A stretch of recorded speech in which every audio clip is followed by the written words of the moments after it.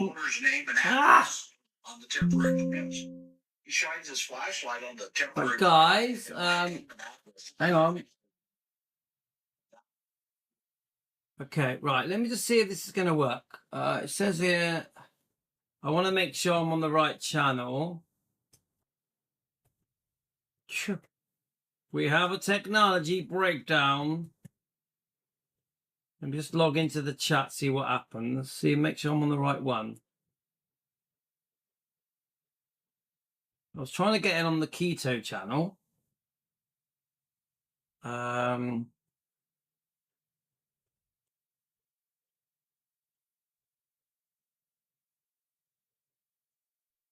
Let's see if this is going to work. Let's see. Confirm it's me.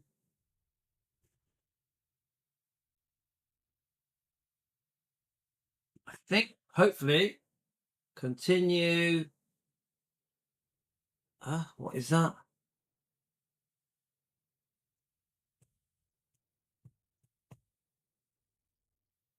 Is that right?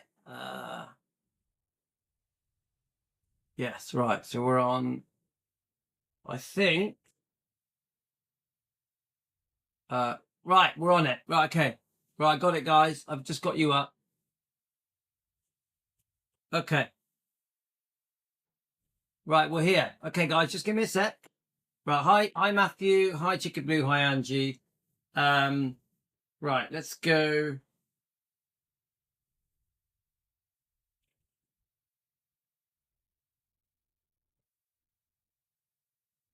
Okay. I think we're working.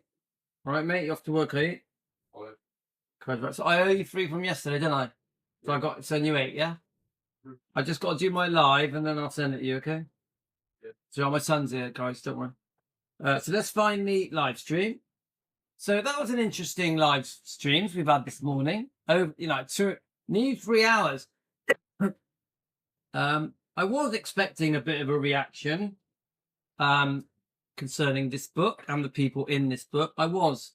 So it's no surprise to me. Actually, in the end, Dean was okay, wasn't he? So Dean, the guy that said that we were that defending Elvis was rubbish, he was okay, wasn't it? Do you think he was okay? What do you reckon, guys? Then we had Josh joined us. He was being straight to the point. In the end, I do think we kept it pretty friendly. Right, I just want to get you guys on here.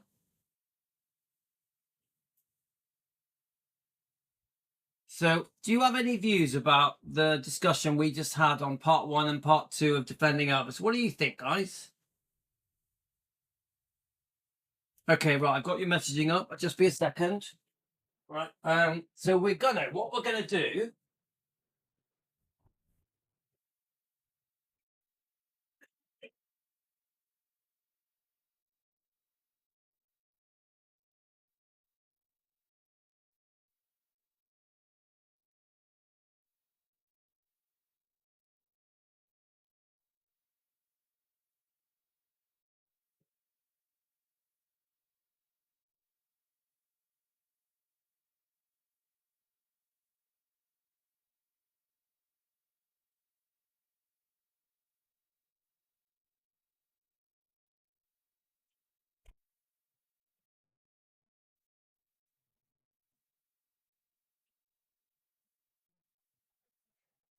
Okay, so it's actually the weather is starting to go a bit nice. So let me just look at your comments. Hi Matthew. So we had a fan that say that defending Elvis Presley is rubbish. Obviously, I was discussing this book yesterday. We had obviously a family member saying that they fully support everything said in this book by Billy Smith. Now, I'm a Billy Smith fan. I love EFM and Memphis Mafia Kid. So I just thought, well, if they're going to discuss this book and say that they stand by everything said in the book, that gives it some credibility. So if Billy says he stands by everything in this book, then surely that to me must mean that he truly believes every word he said. So I just thought, well, let's just read a few of the comments. Yeah. And let's just, from a Elvis fan's point of view, because at the end of the day, we are just Elvis fans. We're no experts. We love Elvis. We love Lisa. We want to defend. How do we feel about the things that are said in this book as fans? So this is part 3. If you want to watch part 1 and 2, you're going to have to go over to Defending Elvis. And so I'm just going to randomly pick things from this book and just read them out. I'm going to read Lamar Fike, and what I'm going to do, we're going to just go by page numbers, and we're just going to read a couple of comments, not just from Billy, also from Lamar or from Marty Lacker. So I want you guys to choose the page numbers. That way it doesn't involve me in the process. So just give me some page numbers, guys. So Matthew says, standing by wrong opinions does not make them true. And Matthew, that is a very important thing you've just said. That it doesn't matter who gave the opinion, whether it was Billy or Lamar or Marty Lacker or any ex-girlfriend or any close friend of Elvis. If there's more to it, we can't. I don't think it's right to say that everything said by a family member or by a close friend of Elvis or by an ex-girlfriend of Elvis or someone who worked for Elvis is 100% true. I don't think it's right to do that. I think we as fans should have the opportunity to critique it, review it, discuss it. So that is what this is all about. So page 278. So I think it's better that you guys choose the pages. Correct. Right, here we go. Oh my God, the comment is so long. Woo. Yeah, it's too long. I'm not going to read that. Let's do another page, because that is a 3-page comment. I'm not reading 3 pages. I will only read short comments. So come on, give us some page numbers, guys.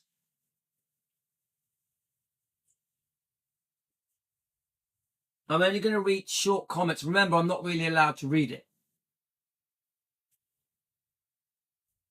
Come on, guys, give me some page numbers. Page numbers. Page numbers.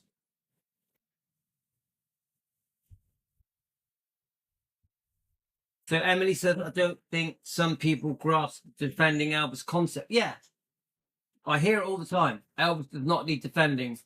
100. Okay. Right, so let's read a few. So Marty Lacker. Lamar was fairly weird too. You know, I think Elvis liked him for a variety of reasons. One is that he needed somebody to pick on.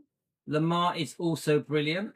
I don't think that's why Elvis picked him for the group, though I think he thought Lamar would give him a colourful life, but he teased him relentlessly, usually about his size. Elvis called him the great speckled bird of Buddha. Okay, is that true? Don't know, guys. Next comment. Lamar fight. I could take a lot of abuse and not pay too much attention to it, but with Elvis, I had to admit it hurt sometimes. He called me all kinds of names, sometimes terms of affection. He called me Birdie. I guess it was because my eyes were big, like owls. I never thought that. Lamar having big eyes. Never thought about that.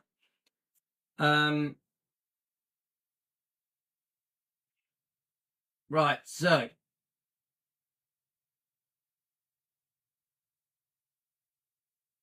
have a look. So another page number, guys. 333. It's an interesting book, though. You could spend all day flicking through this book, couldn't you? 333. Karen sent me this book, by the way. Thank you, Karen.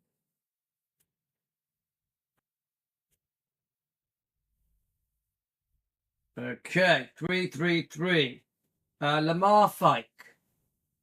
In 1964, a couple of days after Christmas, Alan got married to a cute little blonde named Jo Thunberg. Jo was from Mississippi right after the ceremony. They were driving over to tell Elvis they'd got hitched, and somebody ran into Alan's 1959 Caddy and totaled it. Alan showed up at Graceland in a rental car. When he told Elvis about it, Elvis walked them outside and asked Alan for $1. Alan took out of his wallet. Elvis said, "Congratulations, you just bought this car." He handed Alan the keys to Priscilla's red Corvette. Now that's interesting, guys. She just got on it as a graduation present the year before. He didn't care. Elvis loved to play Santa Claus, loved to spend money, especially when he was high. Well, there we are. So he throws in the "was high" bit. That's Lamar fight. Next, come on, let's have some more numbers. Have a look.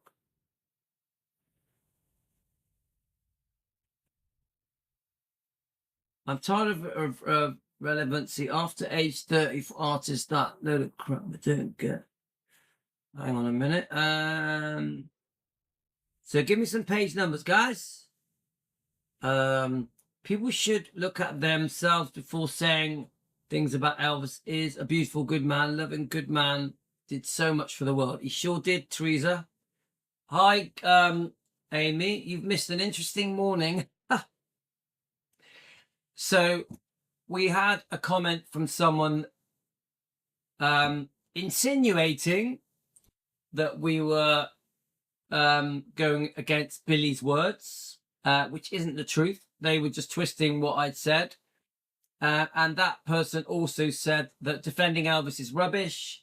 And that person also said that everything in this book must be truth because it was said, because it was said by Billy Smith or Lamar Fight or Marty Lacker. Now, I don't agree with that. I think it's their truth. So say, for example, if Lamar Fight gives his point of view, it's his point of view. It doesn't make it truth. We can still disagree with it. We can still see it from a different point of view. Elvis may see it differently. Elvis may listen to what Billy says or what Lamar says or what Marty Lacker says and say, well, that actually didn't happen. That's your version.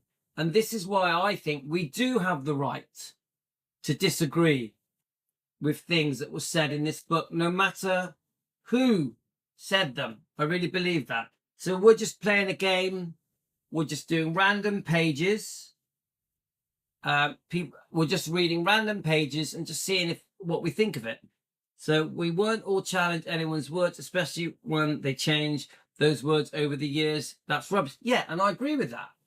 Some of the things said by certain people, Memphis Mafia, Priscilla, in 1970 are different to what they said in 1980, 1990, 2000, 2010, up to present day. So, hi, Carolyn. So let's just pick Carolyn, pick a number, pick a page number. Let's have some page numbers, guys, so that it's random.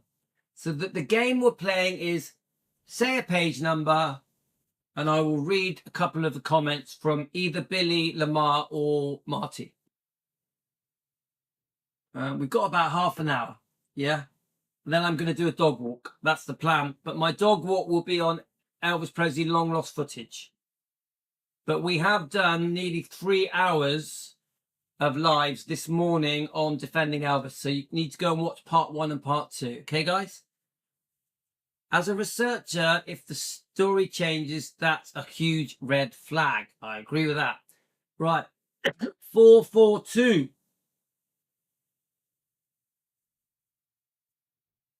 Let's have a look. Right, so we've got quite a few pages. 442 it is. Let's do Auntie Amy first. Come on. Auntie Amy.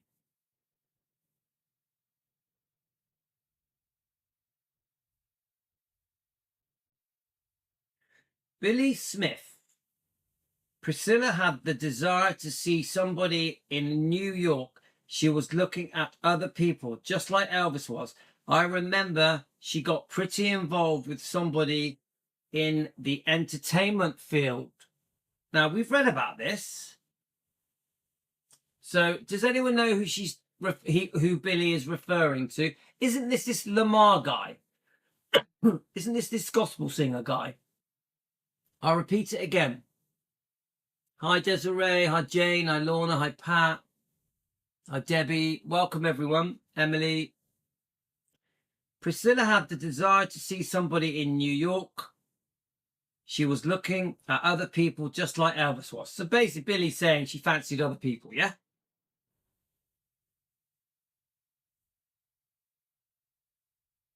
So I'm going to go back a page. Billy Smith, that was a short affair. I think she calls him Mark in her book. That wasn't his real name. Let me tell you something. If it had been a woman he'd been really attracted to, he wouldn't have cared if she had a litter. He make a pass in a minute. Elvis lost interest in Priscilla because it was not his nature to be married. It was over with him, and he didn't want any more kids, nor not with her. So Billy says he didn't want any more kids with Priscilla. Right, so Lamar Fike.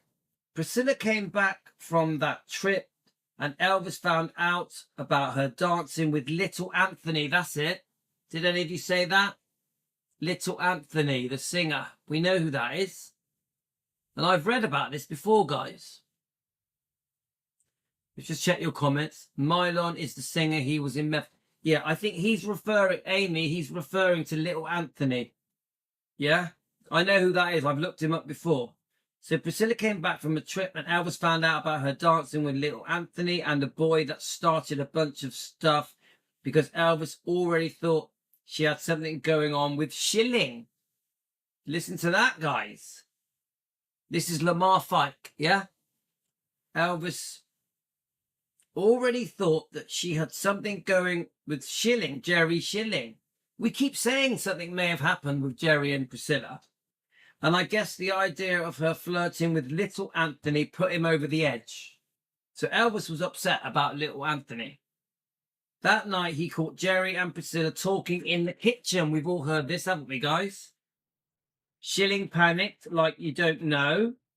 So Lamar is saying that Jerry Schilling panicked.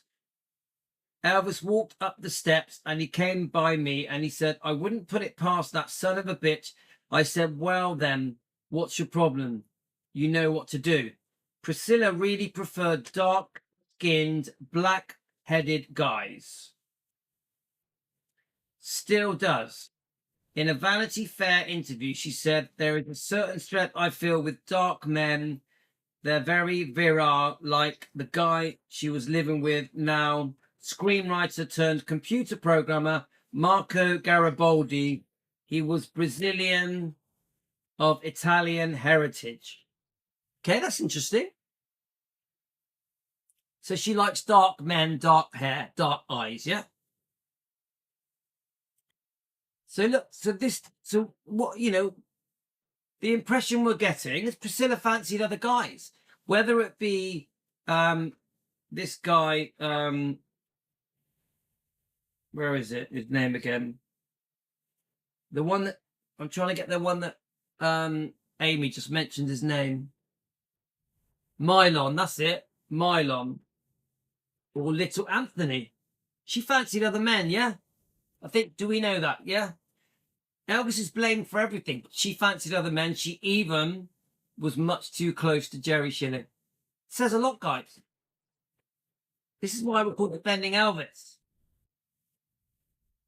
Elvis sent Priscilla and Jerry on a trip and said, if I give them enough rope, they will hang themselves. That's interesting as well. Lamar had an unhealthy interest in all the guys' wives and girlfriends, so his views in Priscilla are suspect. Okay, I'll take that on board.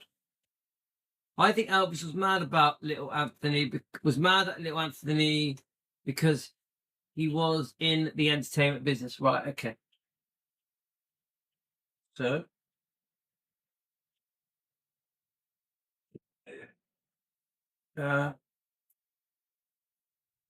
let's read this bit from Marty Lacker.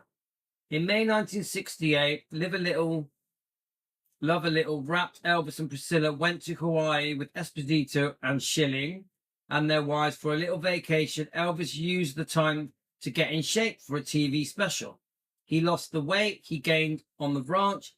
He got a good tan. I heard he'd even slacked off his prescribed medications.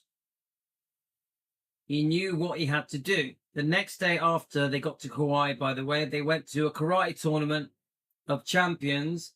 That's where Priscilla saw his first karate studios. One of them was Mike Stone. Right, here we go. Who was just her type. He was Hawaiian, but he's dark. He even wore an afro hairstyle for a while. Okay? So she liked the dark men. Yeah. Shows a bit of an introduction in May 1968. Yeah? To Mike Stone. Yeah, so that gives you... So she actually met Mike Stone quite a while before the affair. And I've actually read that she showed interest in Mike Stone. No, I know. In a Mike Stone interview, in case you don't know, guys, I got the book. We're going to use it to expose Priscilla and Mike Stone. And the other book, guys, we got a couple of books. Not today. We don't have time. So in a Mike Stone interview, he does say that Priscilla told him when he first met Priscilla, Priscilla told him she liked him from the first time she met him. Do we agree with this, Amy? Mike Stone, Priscilla told him that the first time she set eyes on him, so that will be May 1968, at this tournament thingy, on their Hawaiian vacation, she liked him. Now remember, she was unfaithful with Steve Peck around March, April 68. So that means within months of being unfaithful with the so-called Mark guy, Steve Peck, within months, she likes Mike Stone. She notices Mike Stone. Ooh, I like him. He's my type. Yeah? Not good, is it, guys? She was up to no good. Lacquer tells a story about a time he was not present, not a good source. Right. Yeah.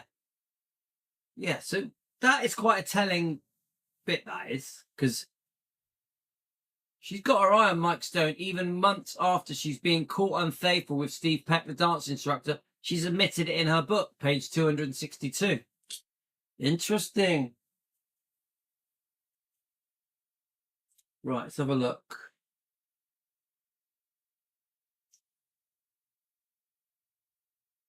I'm trying to find the shorter comments.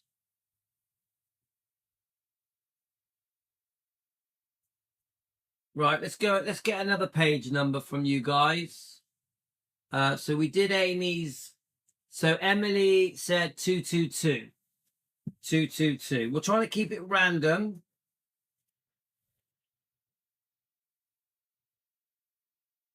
I'm only reading them if they're short comments, guys. So Lamar fight. The Colonel believed in mind over matter. He must be doing pretty good. He's still alive. Colonel would play his little silly ass games. He talked one guy into going over on his hands and knees and raised his legs. So I'm not even going to read that. It's just rubbish. But let me just go back.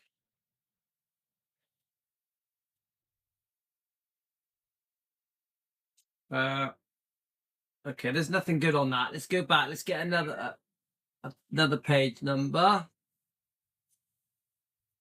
So we got 340 from Karen. I'm only going to read them, guys, if I think they're relevant to what we're discussing. So, Lamar fight. Elvis had one of the most extraordinary eagles of any human I'd ever seen. I'd go in to see him in the morning and I'd say, "You got a minute?" He'd say, "Yeah." I'd say, "What lake are we walking across today? He'd say, you son of a bitch. He used to get so mad. I said, you're getting ready really bad about it. I don't know what that was. Let's have a look. No, let's do another page. 250. Come on, we want interesting. Give me interesting.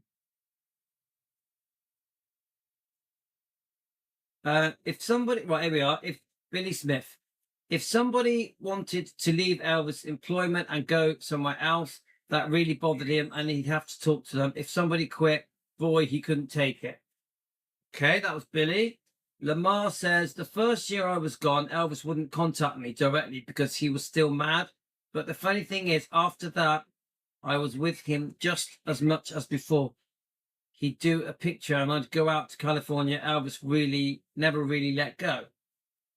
Right, so we've got a long comment here from Billy. Let's have a look. So, Billy Smith, that year, 1962, was the first really chaotic year. Marty left, then Lamar left, and then there were just a lot of changes. That's when Gene came back to work for Elvis after being gone a couple of years. When he first came back, we drove out to California in the motorhome about Texas and Arizona. Gene started getting a real hyper. He'd been up for several days on speed and he couldn't go to sleep. We were taking so many uppers and downers. Gene had these little pills, these uppers, which he called go-go pills. I guess they were Dexedrine, God. There were so many of them, I can't remember them all. Gene was trying to fix everything on the bus, even stuff that didn't need fixing. All right, so then he just talks about fixing the bus. Okay, let's do another page. 100. Did we do 100?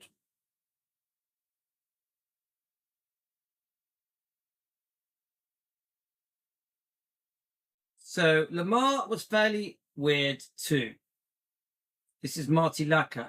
I think Elvis liked him for a variety of reasons. One is that he needed someone to pick on. No, I think I've already read that one. Right. It's not really working out, is it? The pick a page thing. Yeah, they're all, I could see that. They were all taking pills, weren't they? Come on. They were all up to no good. So I'm just going to do it randomly because I'm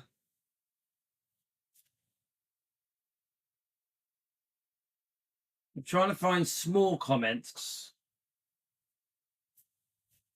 Right, page 424, Billy Smith. Elvis went back to California to finish Clam Bay. Elvis finally started showing his anger about everything since the early 60s. He'd had this tendency to destroy an entire room when he got upset, but he'd usually disguise why he was mad. Okay? I didn't know that. So Elvis would randomly smash up rooms. Is that true? 445. Let's see what comes up, Matthew.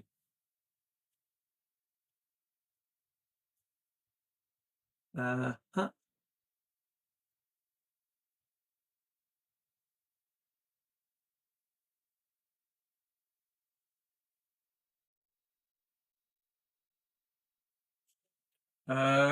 Sorry. People were just bailing out because of the castle. Just before I quit working at the ranch, I was offered a pretty good position, the opportunity to start Pepper Records. And with that, I started getting involved in the music industry in Memphis. During that time, I discovered Rita Coolidge. She was singing background and doing jingles. We cut her first record.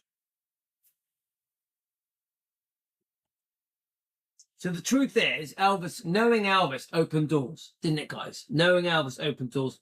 He's Marty Lacker, who's Elvis's helper, yeah, is now in a position where he can get in the music industry, yeah, running his own record label called Pepper Records. I was also doing a lot of record production.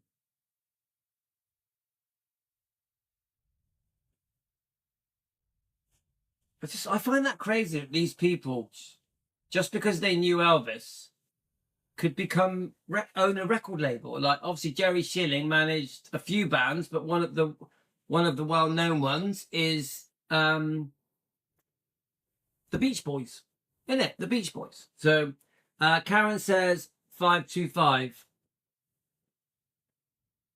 Just the opportunities these guys got just because they knew Elvis is crazy. Literally crazy. So 525. I'll just read a bit of it. It's too long to read all of it.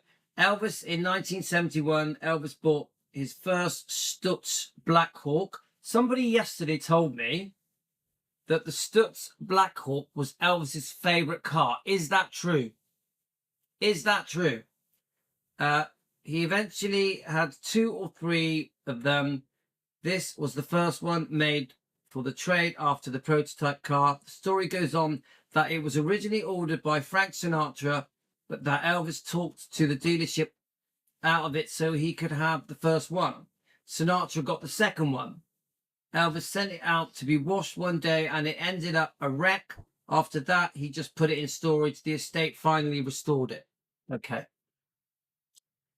So let's just read some comments. I saw a video from Joe the other day that Priscilla was pregnant a second time by Elvis, but she got an abortion. Yeah, but that's a different topic. We must stay on topic. I'm not going to make every video we do about Priscilla, Pat. I know we have to think of other things. We're not a Priscilla channel. Let's have a look. Hi, Zucan. Let's have a look. Elvis had several Stutz, right? Okay, he did love the car. It was his favourite model of the time. Yeah, was it you that told me that yesterday, Matthew? I don't like the Mar or Marty. So someone just put a page number. Was it Carolyn? Welcome, Carolyn. No, Catherine. Hi, Catherine. I'm going to read your comment. Was it 128? Let me just check that it was 128.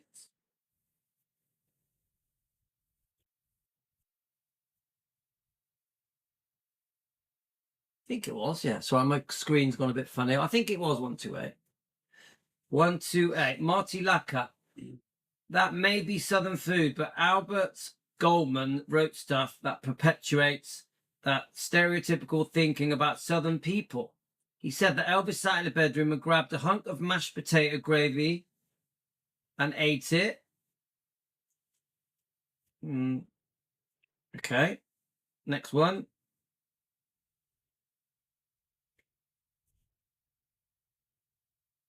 So any meat, Marty Lacquer, any meat that Elvis ate had to be almost burnt. He didn't like to see any red or any blood.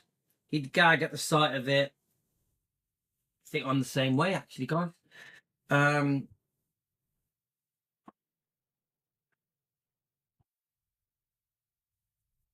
So Billy Smith, Aunt Gladys worried that Elvis didn't eat right on the road or even in Hollywood, but then she worried about everything. It got worse as he got more famous. She missed him and she resented that he was gone so much. She felt robbed and thought that she was losing him to the fans, to the Colonel, but he also loved it that he had done something with his life. Yeah, so I get how she felt. And she was right. She was losing him to that world, wasn't she? Yeah. No one could have predicted she was going to pass so young, could they? All right, it was on a live stream we did. Someone just mentioned it. I can't remember what it was. Hi, Dan.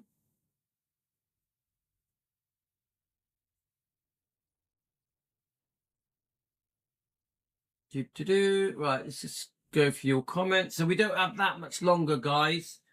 We've got 10-ish minutes. 10-ish minutes. Right.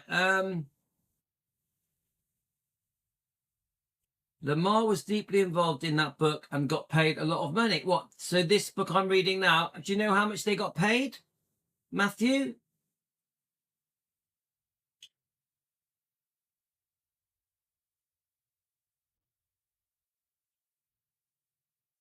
Oh, yeah, she sure did, Emily. Yeah, I don't like blood in meat. No, no, no. Right, so Lamar, Gladys always said she couldn't stand to see Elvis in the grave before Vernon. She wanted to die before both of them. She used to say, "You know, Lamar, I never can see Elvis in a casket." She said, "I couldn't stand to see him die." So she said, "I want to go before him." She was very proud of Elvis, and his stardom scared her. The fans drove her to distraction, beating on the doors and crowding around him, tearing his clothes off. She thought they were trying to hurt him. It drove her over the edge. I think Elvis's fame killed her. No doubt in my mind, if it didn't kill her, it sure as heck hastened her death. See, I don't. You know what? I don't know if I agree with that. I don't know. This is Lamar Fike talking about Gladys. It's a funny one, isn't it, guys? Because obviously she was proud. They came from a very poor upbringing. They struggled. Yeah. Initially there would have been excitement, happiness for Elvis's success. Yeah, I see that. I can see her feeling like she's losing Elvis. He's away more. He's always worried about his health, his eating, worried about him being hurt whilst he's away. But would it have drove her to death? I think that's an extreme thing to say. So Lamar Fike says, I think Elvis's fame killed her. I don't know. I don't know if I agree with that. No doubt in my mind, if it didn't kill her, it sure as heck hastened her death. I don't. Does anyone agree with that? I understand that she missed him and was worried about him. Obviously, absolutely worshipped Elvis, her son, especially because she lost the twin. But to say that it was part of the reason she died, I don't know if I agree with that. What do you think, guys? Yeah, it is an indirect way of blaming Elvis, isn't it? Dan, I agree with that. Again, they are blaming Elvis. All right, you take care, Karen. I think Gladys would have loved going back. Poor, yeah, I understand that, Pat. I understand that. Elvis's life would have been very different if he didn't become famous, and maybe he would have lived a lot longer. I really believe that. I actually do believe Elvis would have lived much longer if he hadn't become famous. I really believe that.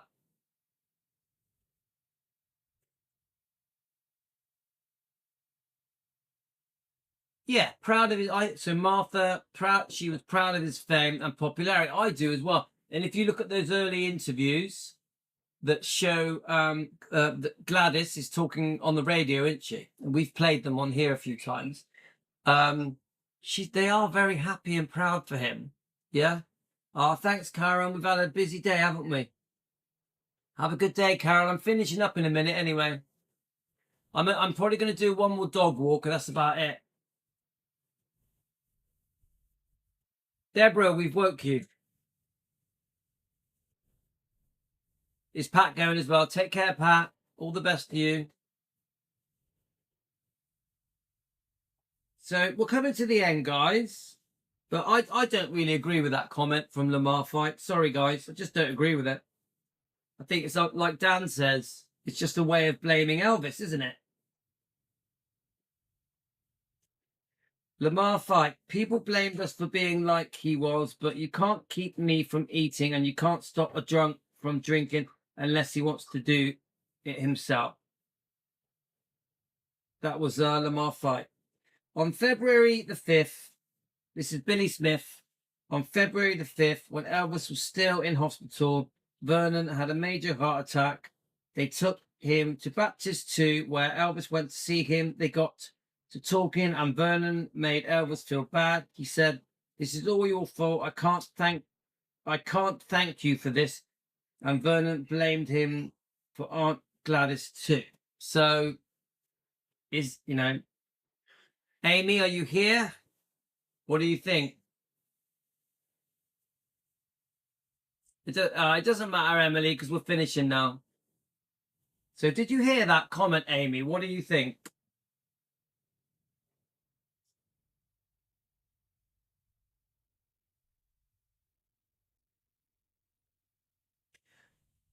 Yeah, Pat, I do think it took a toll, but come on, it's not going to drive her to death, to die, is it? Come on, that's so extreme. Vernon was awful for that. Yeah, but Amy, did that happen? Right, okay. So Amy's not a fan of Vernon. Emily, it doesn't matter because we're finishing now. It doesn't matter, we're finishing now. That must have played heavy on Elvis's mind, yeah. If it was definitely said, was that said?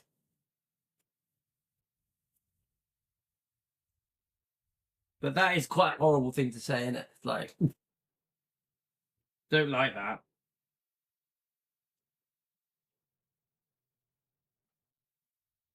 Lisa didn't like Vernon either. Yeah, isn't that a bit in the book? Isn't that a bit in the book? There were so many other family dynamics involved too, and Gladys and Vernon, and then Elvis left for the army. Yeah, I see that. Quite interesting though, all these little bits, little snippets of information I find quite fascinating. So Billy Smith, I don't think it was all innocent. I always believed that those guys had something else on their mind. After so many death threats, Elvis started saying that if he was shot on stage, the guys should put him in a wheelchair and bring him home. Dick Grob might have had a more detailed plan than that at one time. Grob told me that he had a plan about what to do if Elvis died on the road and about how they would get him back to Memphis. That's pretty extreme. So Dan says, I don't think Lamar or Marty cared for Elvis like they say. No way with all the jabs they take at him. That's no friend. See, I completely understand that comment, Dan. I get the feeling, I'm only a fan. It's just an opinion. But I get the feeling that he's passed. Elvis is dead. God rest his soul. We miss Elvis, yeah? I get the feeling this is their opportunity to have a few digs. A bit of payback. Amy, do you think that happened? Amy and Dan. That Elvis has died. Obviously, they had a life with Elvis. They were unhappy about many things. Jealous, envious, whatever. But this book was a way of having a little dig at Elvis. A bit of revenge. A bit of settling the scores. Is that just me thinking that? But I think that's basically what Dan has just said. This is too bad. If Lisa and Vernon were closer, things might have been different. Multiple sources have said that Vernon told him that it was just very upsetting to Elvis. Losing his mother was devastating in life. So to throw that in the face was pretty low. If it happened. But I know what you mean. Lamar even says towards the end of the book that he yelled at Elvis in his casket. So that's pretty extreme, isn't it, Amy? I just don't know. I just don't know what to say. I don't know what to say because this book worries me, guys. It worries me.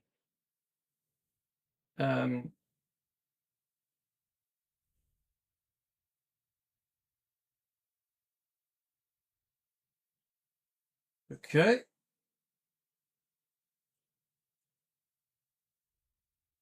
So Lamar Fight says for about 2 years in 66 and 68, Elvis got hit by a lot of tragic family stuff.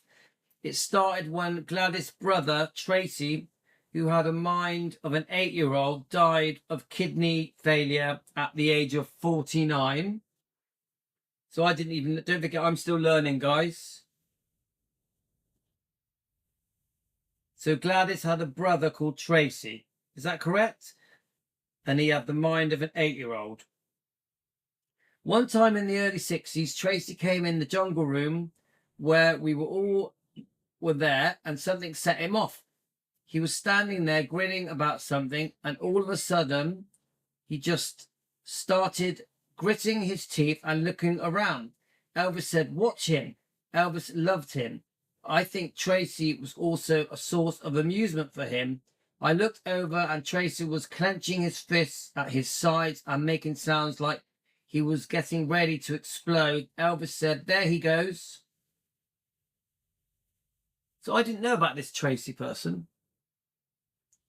So let's have a look. I think spending would have been stressful for Vernon's to manage. Yeah, of course. Zukan. That name Zukan rings a bell. Zukan, didn't you used to be on our channel? I'm sure I remember your name. You haven't been on for ages. Welcome back, Zukan. My memory is terrible. Where did you go?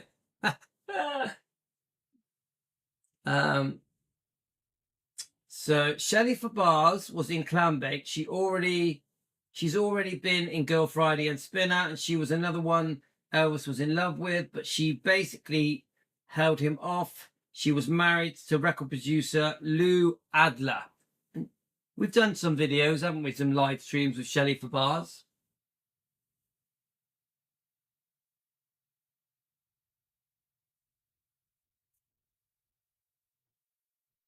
Just brilliant, isn't it? I just like all these little snippets. So Billy Smith says, when you look at this, you see Elvis had a hell of a lot thrown on him at one time. He had a head injury. The studio was coming down on him. He was being forced to sign this new contract. Colonel was now maneuvering the guy, and the pressure was being put on him by Priscilla and her parents to marry. And of course, on top of it, he was taking drugs, which I know damn well the Colonel knew. But instead of getting help for Elvis, Colonel took advantage of his weakness. Is that true? So 2 points that are said here. Obviously, Billy mentions the drugs. I always wish that when the drugs are brought up, that people talk about that he was sick as well. Yeah, he took drugs, but he was sick. There's more to it than just, oh, let's get stoned. And then the other bit, he says that he's basically saying that Colonel Tom Parker took advantage of the fact that Elvis's weakness was prescribed medication, and that the Colonel took advantage of it so he could get his way. Does that sound right, guys?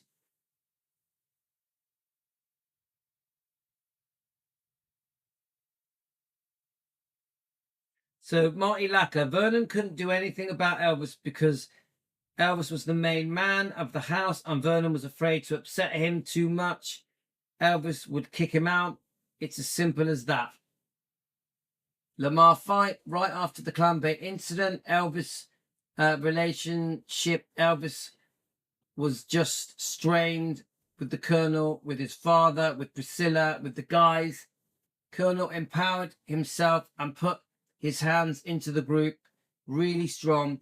That was the beginning of the end of that group. Elvis started getting angrier and stranger. That's Lamar Fike's comment. Okay, guys. So I think that's going to be it. Let me just... So that was part 3. Thanks for joining us. We've been on for 50 minutes, guys. So we've done a lot of lives today. So in case you just joined us, we've done a very long part 1 and part 2 on defending Elvis. I'm going to walk the dogs soon, and I'm going to do it on Elvis Presley Long Lost Footage, our other channel. Yeah. So I bet Lisa was disgusted over the books, which I'm sure she read and put it great distaste. Yeah. I think you're right, guys. I think Lisa had serious problems with the Memphis Mafia. All of them. All of them. It does seem like Lisa didn't want to know anyone that was involved with this book? Anyone? All three people, yeah? That's more BS. Elvis kicked out his father. Lamar is, yeah.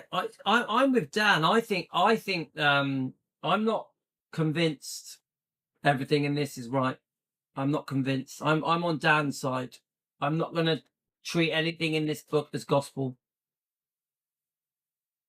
Yeah, so Amy says, I don't think Elvis would have kicked his dad. I don't either. So the whole head trauma thing, that's a whole story in itself. I know Amy knows all about that incident, doesn't she? In hindsight, I don't think doctors back then know what they are doing with Chicky Blue. They don't now. You know, people, I've heard this mentioned a few times, that people didn't understand the effects of all these medications and the side effects and all the rest of it. But it's the same now. You go to your doctor now, he'll still give you a bunch of pills with side effects that are addictive. Nothing's changed. So Pat says Lisa hated all of them. They were a bunch of leeches. Yeah, I've heard it. I've seen the interviews with poor Lisa Marie. It's true. Okay, guys, I'm going to go now. But thanks for joining me. I really feel she had it supposed to close friend. Yeah, poor Lisa.